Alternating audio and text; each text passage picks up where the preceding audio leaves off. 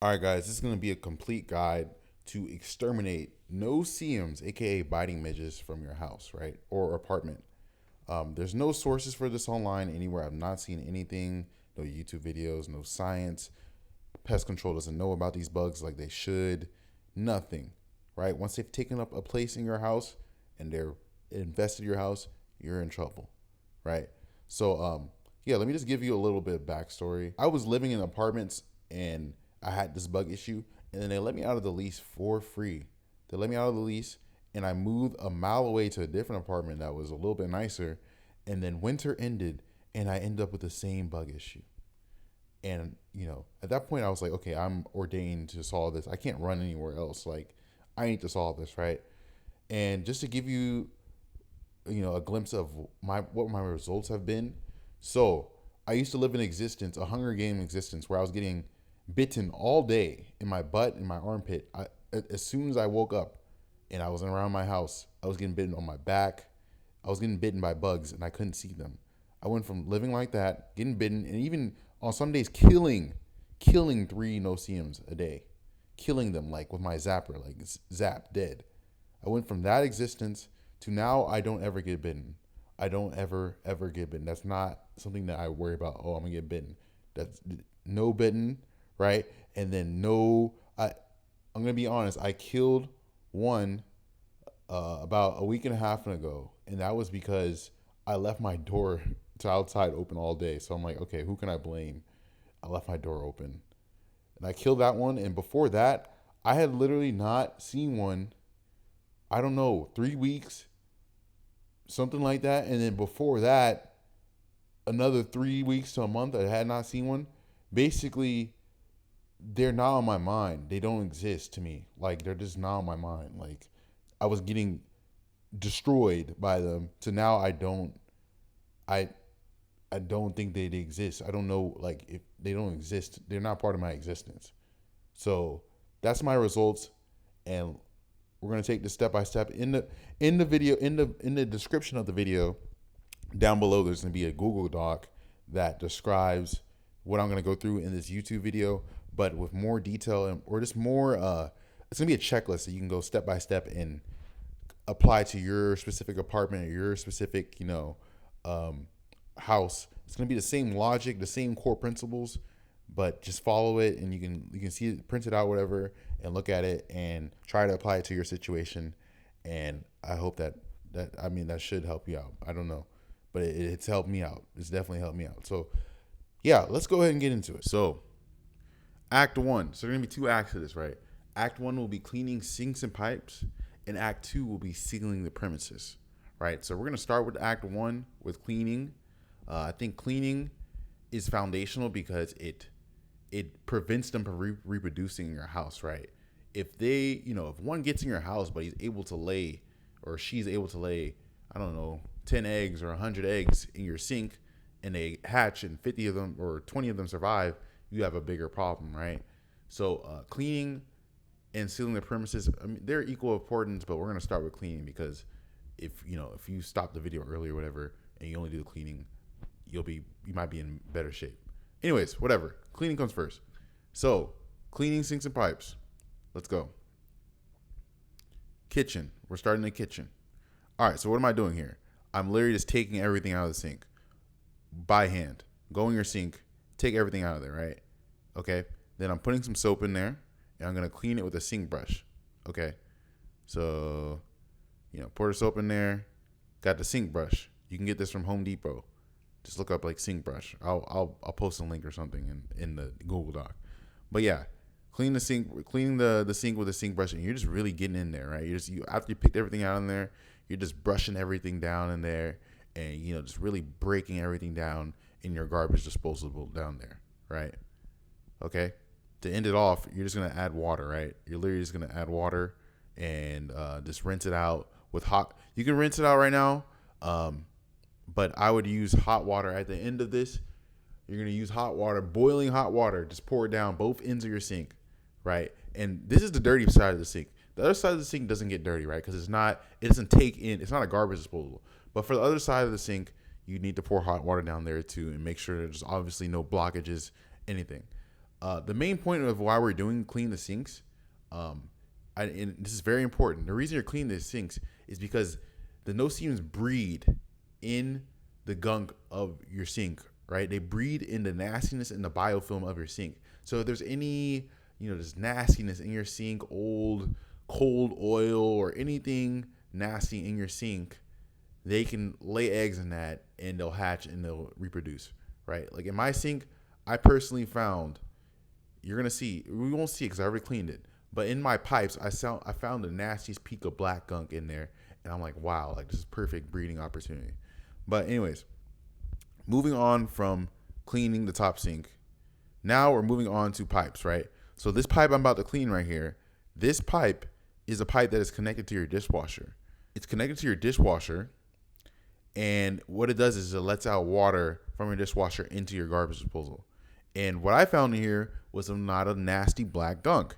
So what I'm going to do here is I'm going to clean it with a toothbrush. I go in there, I clean it with a toothbrush, scrub around, and just look inside and see what's in there. Obviously, be smart about it and clean that, right? Now, moving on to pipes. There's 3 pipes you need to clean. Well, your sink might be different, but you need to, for me, it was to clean these 3 pipes, right? 1, 2, 3. 1, 2, 3. Now, you're going to take these pipes off. Take them off. Look inside of them and see if there's anything in there. Scrub them with a sink brush. Just make sure there's not anything in there, right? They don't need to be like disinfected, but make sure there's not anything in there. I found in that first pipe, that pipe that's running horizontally, that's where I found that nasty piece of black gunk, right? They could have been reproducing in there. So you're going to take off these 3 pipes and you're going to clean them with the sink brush or whatever you have. Look in them, take them off, look in them, and clean, right? I'm going to show a little quick example. I took off the U pipe. I think that's what it's called. It's shaped like a U. And I just take it off. And, of all these 3 pipes, I say only these 3 pipes because they are the ones that are proximal and exposed by air to your garbage disposal. So the no seams can fly from the top in to these pipes and lay their eggs. But for the U pipe, you're going to see right here, the U pipe contains water at all times. The U pipe contains water at all times, and because of that, you don't need to clean behind the U pipe going into the wall. See that pipe that's going into the wall? You don't need to clean that because the U pipe contains water, and there's no way that no seams could fly and lay eggs past the water. It's like a moat. They can't go past that, right? So, quick little example. You clean the U pipe. You clean all these pipes, but you clean the U pipe. I'm just showing a quick example. But you're going to clean all these pipes. You're going to take them off and literally put the sink brush in them, look inside of them, and clean them. And make sure they are clean, right? No things in them, right? And then quick little example here. I'm unscrewing this horizontal pipe. I'm not going to clean it completely right now for y'all because I've already done that. But what you're going to do is literally just look inside there and see if there's anything in there and scrub it with a sink brush, whatever. It doesn't need to be disinfected. Just literally clean it. Make sure it's clean. There's not things in there. Okay? Take it off. Please take it off from the garbage disposal. Like, you get a screwdriver and take it off. It's not that hard to do. Okay. Moving on. All right, for the dishwasher, right? Just because we're covering all bases, I don't think the dishwasher was a problematic thing for me. I don't think it was the issue. But just because we're covering anywhere that there could be food and bacteria and buildup and water, perfect mixes for what no seams need to survive. Here's what I did. I popped off this little filter that's on your dishwasher, right? And you just pop it off, and you go in there and you take your sink brush and you kind of scrub it in that little hole in there just to break everything down. If you want to get some vinegar or whatever, just go in there, break anything down, whatever. And at the end of all this, you're just going to run the dishwasher cycle, right? You're going to run a full dishwasher cycle, clean everything out, dry everything up, make sure everything's dead. Bing, bang, bow. You covered this basis, right? You made sure you've at least investigated, right? The key about this is to investigate all potential sources of breeding areas, which is, where there's dead food, rotting food, moisture, darkness, whatever. That's where they like to breed. All right. Moving on. All right. So your sink might be different, right? Well, for starters, you're gonna take the little sink stopper out of the sink. You're probably never gonna put it back in. Just take it out. But the issue is that some people's can, you can just unlatch it from underneath, or like you can unlatch it from the top. I mean, like twist it or whatever. But for mine, it's kind of hooked on to this hook that you see here. The screenshot of the hook you see, it's kind of hooked onto that. So it was kind of difficult to, what you have to do is go under the sink and detach this hook, screw it out, unscrew it, and then you'll be able to free the stopper from the top. All right. So here's a video of me unscrewing and just kind of showing you that you can unscrew. If your sink is like that, you can unscrew it, pull this out. Here, I'm pulling it out. See that rusty thing that just came out? That right there, that is the same thing that we saw from the top in the screenshot. That was the same hook that hooks your stopper from the top. So you want to pull this out, pull your stopper out from the top, and then you can screw this back in and continue with business as normal. Okay. Here's how we're going to clean the sink, right? So the sink is going to involve, you're basically going to clean the overflow drain, and the overflow drain flows into the sink like through the sink. Like it flows, the overflow drain is what, if your sink was overflowing, it would collect water and feed it back into your pipes, right? It would stop you from overflowing. So you need to clean the overflow drain, and by flushing the overflow drain, it's going to flush out into the sink, like the pipes of the sink. And the overflow drain is where a lot of breeding could be happening because it's a dark, wet place that doesn't get cleaned ever, right? So here's what we're gonna do. You're gonna get a funnel from, wherever, Home Depot, wherever, funnel, hot water, pour boiling hot water into the funnel. Here we go. We're gonna do that. See my tea kettle, my whatever, I forgot the word. You're pouring the hot water in there, and it, by effect, it is going into the overflow drain and it's cleaning out, but it's also scalding or burning any potential debris, eggs, whatever, anything that's down there right now. It's getting burnt. And it's not gonna be able to hatch, right? So you're pouring hot water. You're gonna do this, you're gonna do this as much as you need to, but you're gonna do it right here one time. Right? So that's step one. Then you buy this drain cleaner. You don't, I bought this from Amazon. I wouldn't say this step is 100% necessary, but I would do it. So you buy this drain cleaner and it has a pipe on the end of it, right? It's going to clean the overflow drain. So what you're going to do is you're going to put the pipe of the drain cleaner into the overflow drain. And guess what? It's going to come out. Look, just watch. The foam's gonna come out into the pipe. So this shows you that they're connected. Watch, here it comes. It's coming. See, it's connected, right? So now you're really flushing anything, any gunk, anything, whatever that was down there. You're really flushing it out. Okay. Now, this right here, you see, this is where the overflow drain flows out of, right? And No See Ums definitely would like to breed in there. When I cleaned this area out, it was filthy. It was gunky. Endless gunk coming out of this place. So what you want to do is part of the sink brush pack that you bought. There you can get like a bottle brush, right? And this might not be, if you did those other two steps first and you did them repeatedly, this step might not be necessary because you just won't see any gunk coming out because you've already cleaned the area. But I'm just saying, have this tool in your arsenal to manually scrub that area down there and beat up any gunk and knock out any gunk that's down there. Rinse it out. Bang, bang. Okay? Okay, now that we've cleaned out the sinks and pipes, we're moving on to Act 2, which is sealing the premises. This act is just as important as cleaning the pipes and sinks, the sink and pipes. But I just put it second because the first act is very important, but this is just as important. You need to do a baseline. This is the things I did, but there needs to be a baseline standard of sealing the premises. There needs to be you're going to see, you need to make sure your doors just don't have holes in them, right? Make sure your windows don't have obvious gaps in them. And then everything else after that, might be not necessary. I don't know. But if you don't want to take any risk, just, follow this. Okay. So we're sealing the premises, right?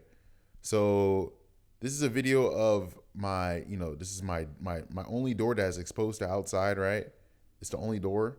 And, it's just, I just make sure that I buy these, my, what is it called? The weather stripping. So yeah, so this is my only door that is exposed to outside, right? And when I moved into this apartment, my weather stripping was very kind of beat up. It was kind of creased in. It wasn't as projecting as a fresh one would be. So I put these door seals inside of the weather stripping.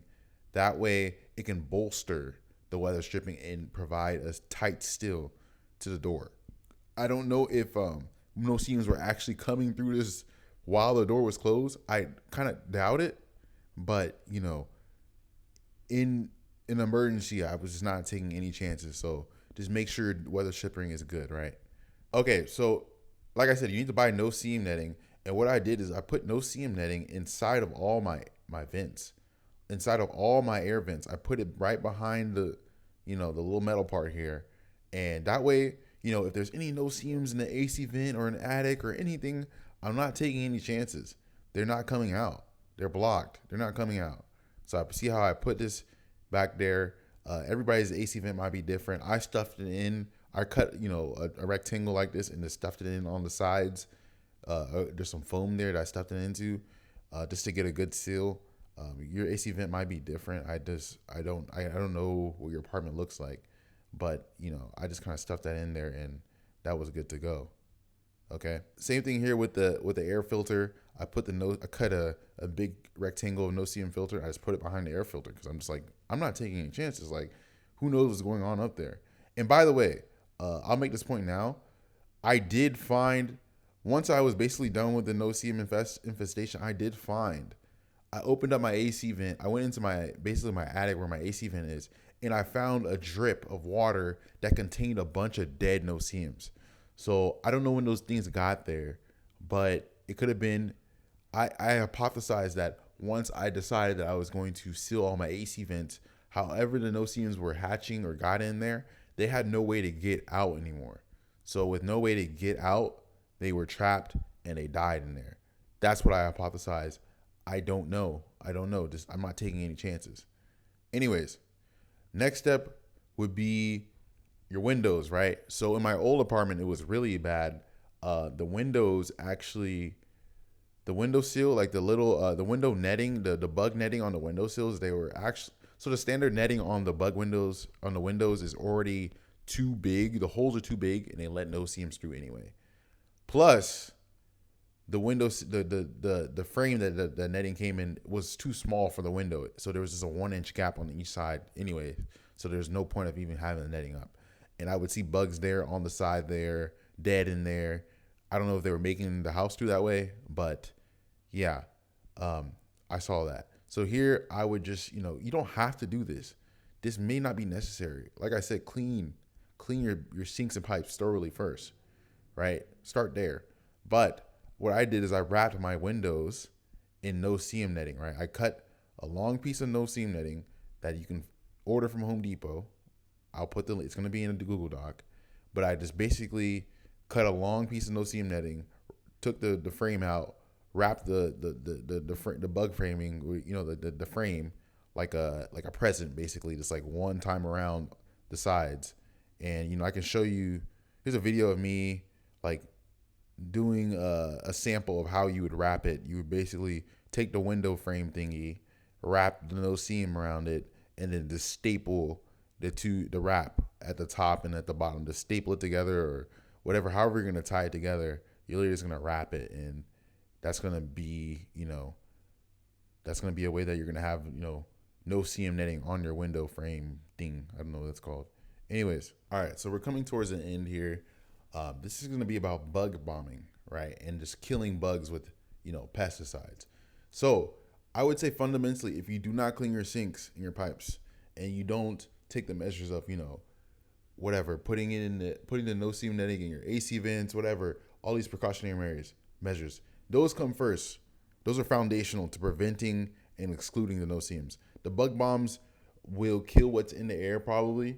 I'm not even sure how effective they are, but they won't solve your issue if they're already reproducing your house. They won't solve the issue. So, as far as bug bombs go, follow the instructions on the bug bomb. You basically just place them around your house. I used to place like probably 5 in my whole apartment, and you just had to set them off, and you had to leave the apartment for like 2 hours. The bug bombs, I think they kill them. I've seen a dead bug after a bug bomb. I came back after 2 hours. I saw once before, but I don't know. But after you take all these precautionary measures, if you want to do a couple bug bombs, just to like have some type of sense of finality and maybe you kill some that are in the air, go ahead. But the bug bombs, I would say let's say you do the bug bomb. You do the bug bomb one time or twice, 2 separate times, whatever. The next thing you want to do, now that you think you've beaten them, right? You think you've cleaned the sinks, you've starved them out by putting no-seam netting everywhere, and they can't get in and they can't reproduce inside. Now, for the rest of the time that you're in the house, or let's say for the next 2 weeks, whatever, you're gonna keep a Raid near you, or a can of Raid near you, and you just keep it within arm's reach, because if there is a no-see-um, at some point, no-see-ums will make themselves visible to you.